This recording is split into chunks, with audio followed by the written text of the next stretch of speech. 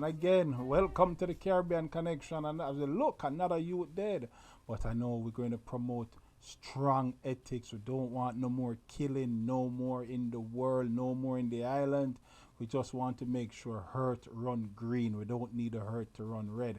So it's just welcome to the Caribbean Connection. I'm Garfield Reid. This is where you get your information about the Caribbean, views and interviews and stories that matter. 1 hour of information that you need to know coming your way right now. It's 6:08 on the clock in the studios of WAVS Radio.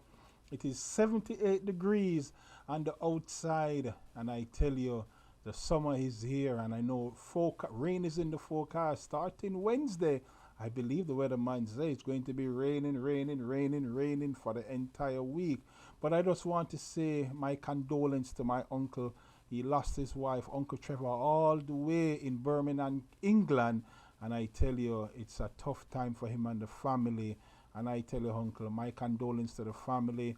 I know that all the families will be getting together to stay strong with you and strength with you, to shore you up and all of that. But again, no one can bring your wife back. You have to just pick up the pieces and move on, Uncle.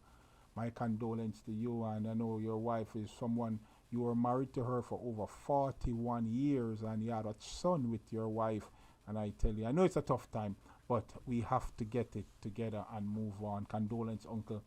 Well, today, it's a day that a lot of things went on over the weekend. Saturday, Friday, I had a busy schedule. I went to a party, I went to an event in Lauderhill, which was a talent show. Then I went to a soccer match on Saturday and Sunday.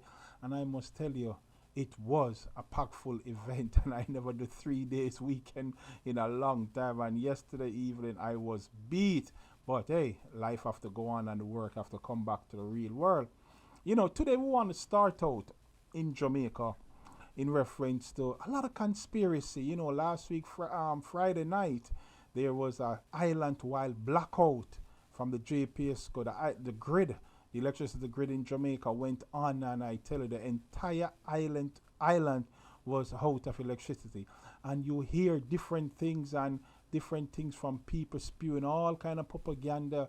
It was because of the U.S. warship in the port of Kingston, and this happened, and as soon as the ship left Kingston port, there was a blackout. But let us wait and listen to what the authorities have said. The gentleman from JPS said that the CEO, Hugh Grant, said it was actually a lightning strike. And whenever you have a lightning strike, and he went on further to explain that all the grids are interconnected, and if one went down, everybody will go. And that's what happened, and I guess they get it up back, the power, about 6:30 the following morning, Saturday morning, where majority of the 700,000 customers for the JPS started to get back their power supply, and that was good. But the question that we should ask, instead of spewing all kind of propaganda, is ask the question, based on what went on, as the JPS has learned the lesson, what can be done to prevent all of that, so in the future we don't have such recurrence of the issue of losing the grid. And I must tell you, we should understand, and we should be asking a question based on what went on. The question that we should be asking, the related fault is a nationwide blackout, but what type of investment and operational changes will the JPS implement to make sure this complete cascade again never happen again on the Jamaican grid? And many of us may already know or don't know that the JPSCO is the only power supply source in Jamaica, and I believe the contract is up for renewal. And this basically now the government of the day has to look into it to see whether or not the monopoly that JPSCO does hold in Jamaica, does it make sense?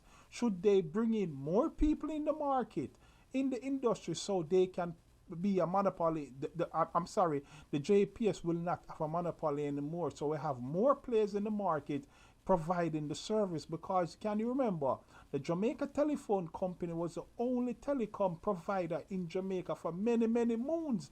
And today we have several other companies that's come into the region and literally drive the cost of telecommunication down. Because if you can recall, when we had cell phone just started to implement it in Jamaica, it was super expensive. And when you put more people in the market, that really drive the cost of telecommunication down. But so that is what the government, I believe, the government should be looking at. And they also, on the other hand, in reference to all the innuendos and the propaganda, I believe it is time the Prime Minister and the opposition leader both come together as one and address the nation about what went on. And they need to do it together, especially from Jamaica House, because this political debacle and this dire behavior that we are facing in Jamaica when it comes on to political issues and the whole 9 yards, we need to know that both the opposition leader and the Prime Minister is on one accord and stop sending people in different direction in reference to spewing all the negatives what they have been doing from what they are not doing. So that is what something that the government and the opposition should now come together and try to squash all of this thing that is going on. But as you know, folks, we're going back into Barbados. As you know, Barbados has found oil, and Barbados is actually producing oil today. But remember, Barbados want to pump up their oil production. What it is saying in Barbados, there are over 13 billion barrel of oil in the reserves in Barbados. So take a listen to what the Deputy Prime Minister has to say about that. Billions of dollars worth of oil and natural gas, potentially a game changer for the economy. Through the launch of the Barbados 2026 offshore direct negotiations, the island is seeking to exploit those resources. It intends to license up to 19 available blocks across highly prospective areas of our shelf and ultra-deep water acreage. Acting Prime Minister Simon said the pre-qualification process commenced June 1st and will be governed by the Offshore Petroleum Act, Cap 282A, as amended. We have done seismic surveys, two-dimensional seismic surveys and three-dimensional seismic surveys. And they would suggest to us that we have the potential of having perhaps as many as 13 or more billion barrels of potential oil, and then 40 plus trillion meters of cubic feet, of natural gas. There you have it. You heard the Barbados Deputy Prime Minister is saying that they have in their reserve 13 billion barrel of oil. And again, and much more natural resources for liquid LNG and the whole 9 yards. But then no, folks, if you listen up to that and you were to read up on it, there's a Barbados has launched a bid to open up 19 ultra deep water block, that is for the drilling, and they have inviting companies to come into Barbados to do so. The country currently produces only 1,000 barrels per oil per day, all of which come from offshore operation in Woodburn Development Area operated by the state-owned Barbados National Oil Company. But what it is telling us is that Barbados is literally saying that they don't have the capacity to drill for 13 billion barrel of oil in their reserve, and they are opening up the market and making sure that the people who are coming into Barbados are people of companies of reputable. These companies can ensure that Barbados will keep at least 20% of the revenue. So again, if you are a Bajan today, this is great news for Barbados, because what this will do, this will drive the energy cost down for Barbados tremendously. And again, folks, and countries like Jamaica, who has not is now in the process of exploration of oil, need to take a stock, because I don't know if we know this. Barbados drill oil. The oil goes into Jamaica to to be refined. And this is where Jamaica get a lot of income from. So just think about it. Barbados drilling have a reserve of 13 billion barrel of oil. It will only build the economy within the Caribbean. Within the Caribbean. So we need to take heed. We need to look at Barbados. We saw it happen in Guyana, where the Guyanese now nationals are actually getting back some money from the government on a yearly basis. It happened right here in the United States, where if you are an Indian and the casino give back to the Indian tribes. So again, these are some game changer in the Caribbean. Only if Jamaica can find oil from the exploration project that they have going on. But talking about Jamaica, as we know, it is being reported in Jamaica that a lot of drilling need to go offshore to make sure that, to see if we have oil in Jamaica.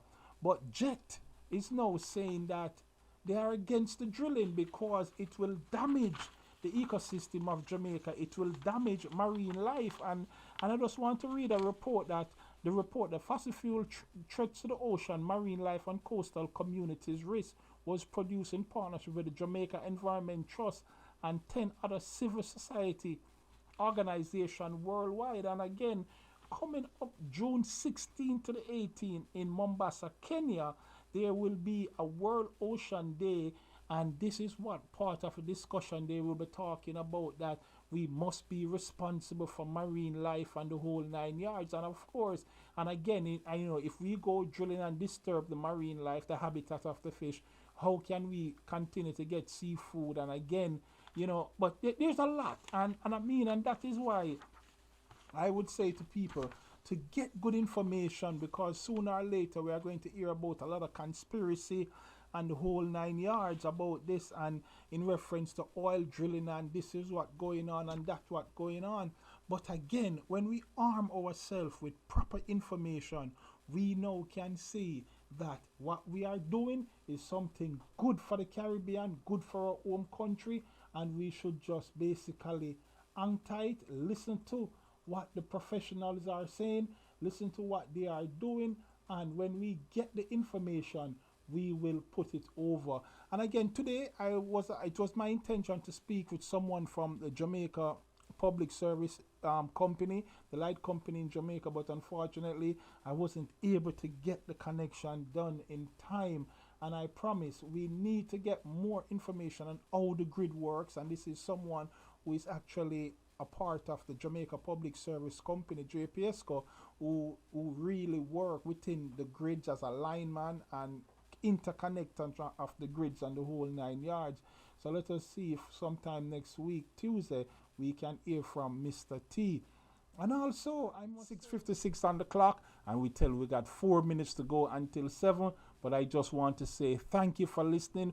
My name is Garfield Reid. My telephone number is 754-204-2498. And before we turn the curtain down, we just pull the curtain down, we just have to say thank you for listening. Thank you for supporting me. And please be patient with me. And thank you for all the encouragement. I love it. I'm happy. And I will tell you, I appreciate it for all my listeners. Again, a lot of people know I'm not a great music player and all of that, but I try my utmost best. And I just want to say thank you, thank you, thank you. And I will tell you next week, Tuesday, we'll back all here, all over to do it again, right here on WAVS 1170. And I promise, one of these days we are going to bring in a guest and somebody very, very much you'd love to hear from. And you're going to ask, where was this person? I am working on it, but I just want to say thank you, thank you, thank you. And I could continue,